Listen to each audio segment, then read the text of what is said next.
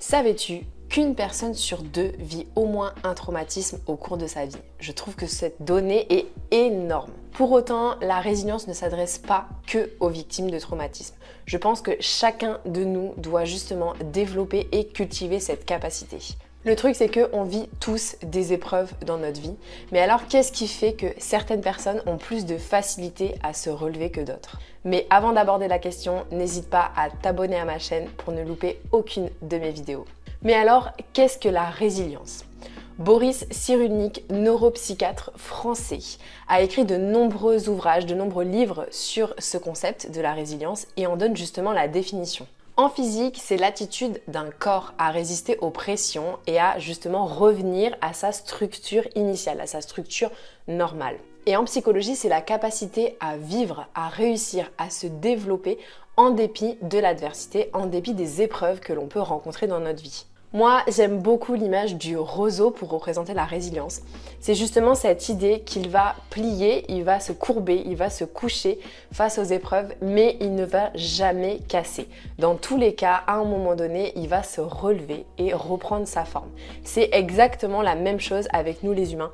La résilience, c'est vraiment cette idée que malgré les épreuves, oui, on peut être triste, oui, on peut souffrir, mais on finira toujours par se relever.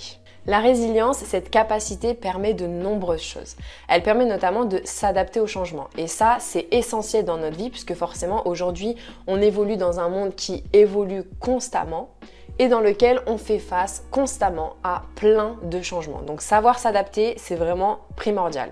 Ensuite, la résilience, elle nous rend curieux, elle nous rend tenaces et aussi elle nous rend empathiques et beaucoup plus altruistes. La résilience nous permet aussi d'être beaucoup plus optimiste puisque c'est ce qu'on va voir, comment être plus résilient. Et forcément, quand on devient plus résilient, on développe d'autres capacités, comme notamment le fait de voir les choses plus positivement. Alors, il ne faut pas confondre la résilience et l'adaptation. Ce sont deux concepts qui sont différents, même si clairement ils sont étroitement liés. En fait, si je pouvais vous expliquer un petit peu la différence entre les deux, l'adaptation, c'est vraiment un facteur qui permet la résilience. Et la résilience, ça va être un concept beaucoup plus global, beaucoup plus général, qui contient l'adaptation, mais qui contient aussi d'autres choses.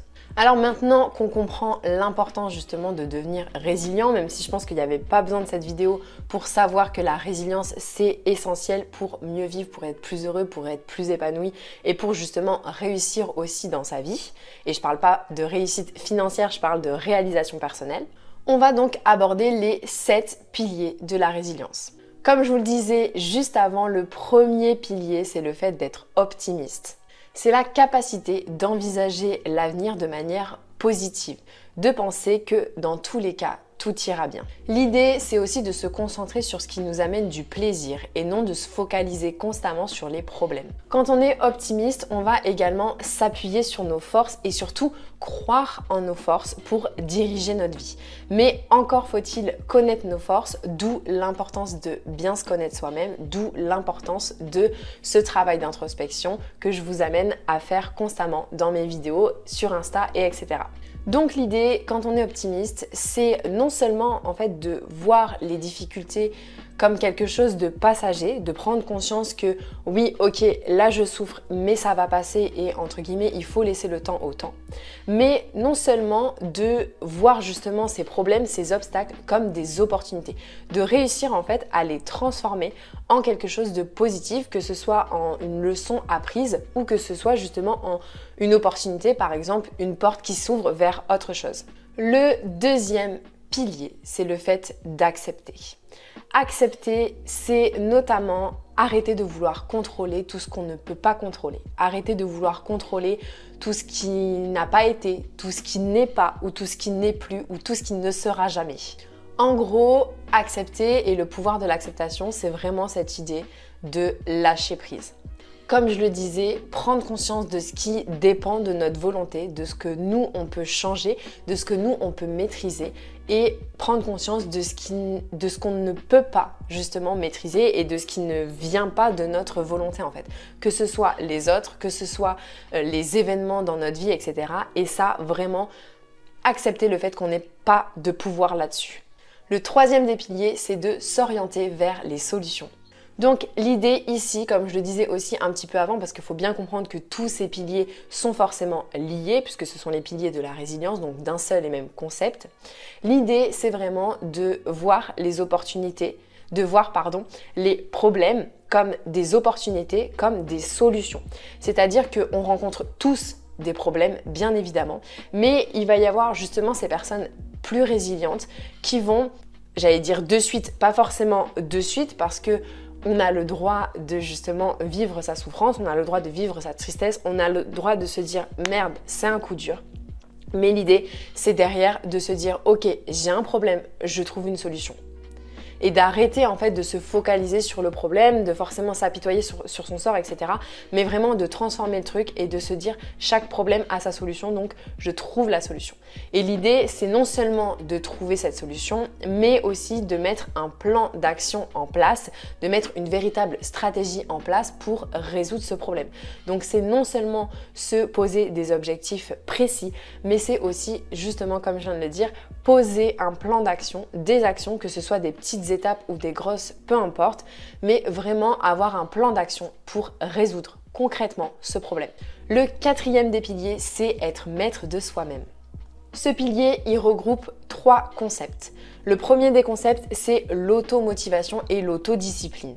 En gros, c'est ce qui va nous permettre d'aller au bout des choses, de mettre en place ce qu'il faut pour aller au bout de nos objectifs. L'automotivation, je pense qu'on sait tous ce que c'est le fait justement de trouver la motivation à l'intérieur de soi, de se motiver soi-même. L'autodiscipline, c'est vraiment le fait de s'appliquer des règles à soi-même, un ensemble de règles à soi-même. Je pense qu'il y a notamment 2 choses qui favorisent l'automotivation et l'autodiscipline. C'est non seulement le fait de ne pas se fixer des objectifs trop hauts, et là, on parle aussi de perfectionnisme parce que effectivement, si on se fixe des objectifs trop hauts, ils vont être trop difficiles à atteindre, voire impossibles à atteindre. Et du coup, notre automotivation et notre autodiscipline va finir par forcément baisser. Et la deuxième des choses, c'est de diviser nos objectifs en petites étapes. Parce que parfois, c'est vrai que quand on a un objectif, on a l'impression d'avoir une montagne à gravir devant nous, une montagne de choses à faire parce que finalement, on regroupe tout en un seul et même bloc. Mais si on arrive à diviser ce bloc-là en toutes petites actions ou en petites actions, peu importe, et qu'on les fait justement au fur et à mesure, et ben en fait, on a l'impression qu'il y a moins de travail, qu'il y a moins de choses à faire, que c'est moins difficile et du coup, forcément, on est plus motivé et on fait preuve de plus de discipline. La deuxième chose dans ce pilier d'être maître de soi-même, c'est la gestion du stress. Et pour ça, je pense qu'il est primordial de revoir notre vision du stress. C'est vrai que j'ai la sensation en tout cas qu'on voit souvent le stress comme quelque chose de négatif, mais il ne faut pas oublier qu'il y a déjà le stress négatif et le stress positif. Donc le stress positif, ça va être le stress justement qui nous aide à aller plus loin, qui nous booste un peu, qui nous motive. Et le stress négatif, ça va être au contraire le stress qui nous ronge de l'intérieur, qui nous rend pas bien. Et je pense que on peut aussi changer notre vision du stress et se dire que finalement, le stress, c'est juste une réaction corporelle normale. On peut tout simplement se dire, ok, là je stresse, je sens que je transpire plus, je sens que j'ai mal au ventre, j'ai mal au sternum, je sens que ma respiration s'accélère, etc. Ok, ce sont des symptômes du stress, ça veut dire que mon corps fonctionne très bien, donc je n'ai pas besoin de paniquer face à ces réactions corporelles, juste comprendre que je stresse, mais que tout va bien derrière. Et enfin, le troisième point dans ce pilier, c'est la maîtrise de soi. Ça veut dire apprendre à gérer ses émotions, gérer ses pensées, gérer ses comportements. Donc encore une fois, ça ne veut pas dire contrôler dans le sens supprimer. L'idée, ce n'est pas de supprimer les émotions désagréables, de supprimer les pensées désagréables ou de supprimer les comportements désagréables, mais l'idée, c'est plutôt d'apprendre à les gérer, d'apprendre à les analyser, à comprendre, à les identifier. Les identifier et comprendre pourquoi je ressens ça face à telle situation, pourquoi je ressens de la souffrance, qu'est-ce que ça va réveiller en moi, quelle blessure cachée, quelle croyance ça va réveiller en moi, pourquoi je pense ça, quelle est la croyance limitante qui se cache derrière, quelle est la peur par exemple, et pourquoi je me comporte comme ça.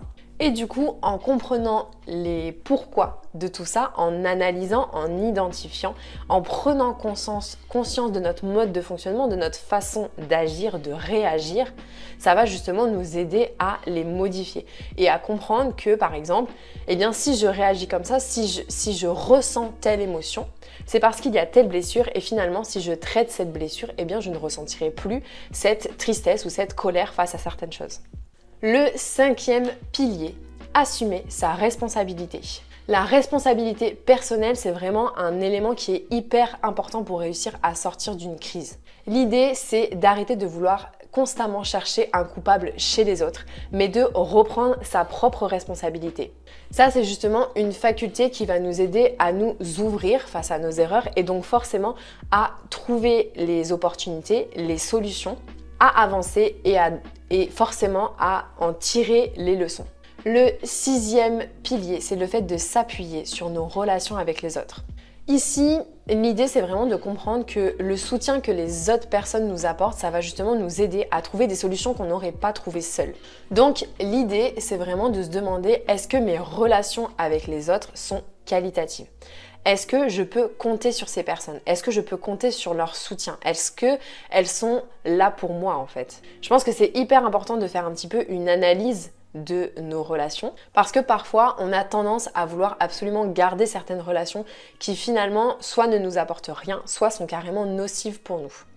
Donc l'idée c'est vraiment de se poser ces questions-là et de voir quelles sont les relations qui sont qualitatives, quelles sont les relations qui ne le sont pas, et en fonction, potentiellement, de modifier ces relations. Alors ça ne veut pas forcément dire couper les ponts, mais ça peut être soit modifier la relation, soit trouver des nouvelles relations qui vont nous apporter plus, tout en gardant certaines relations, mais qui finalement ne seront plus aussi importantes, soit effectivement couper les ponts, terminer certaines relations. Ça, c'est vraiment à chacun de faire ses propres choix. Et enfin, le dernier et 7e pilier, c'est le fait de planifier l'avenir. En gros, c'est la faculté de développer rapidement une vision pour se fixer des objectifs qui sont à la fois compatibles avec notre personnalité, qui sont réalisables et qui sont adaptés. Donc, tu l'auras compris, la résilience est vraiment une capacité que chacun peut développer, peut cultiver et qui est vraiment très importante justement tout au long de notre vie pour affronter, pour surmonter les épreuves, pour continuer à avancer, pour réussir. Et je pense aussi que parfois, être résilient, la résilience, ça passe aussi par le fait de pardonner. Parce que l'idée, c'est aussi que forcément, la résilience, ça nous aide à avancer, ça nous aide à passer au-dessus et à fermer un chapitre, on va dire, ou plutôt à commencer un nouveau chapitre. Et je pense que effectivement, parfois, prendre ce chemin du pardon, c'est aussi une étape de la résilience. Donc, si toi aussi tu sens que tu as besoin de passer à autre chose, mais que tu n'arrives pas à le faire, que tu penses que justement pardonner, ce serait renier tes valeurs, que ce serait oublier ce qui s'est passé ou que ce serait simplement accepter l'inacceptable, eh bien, tu peux rejoindre ma formation Nouveau Départ, apprendre à pardonner aux autres et à soi-même pour enfin aller de l'avant. Et tu verras que pardonner, ce n'est pas ça et que c'est simplement pour toi que tu le fais et justement pour avancer. Tu retrouveras le lien directement dans la description de la vidéo. Sur ce, je te dis à très bientôt. Bye bye.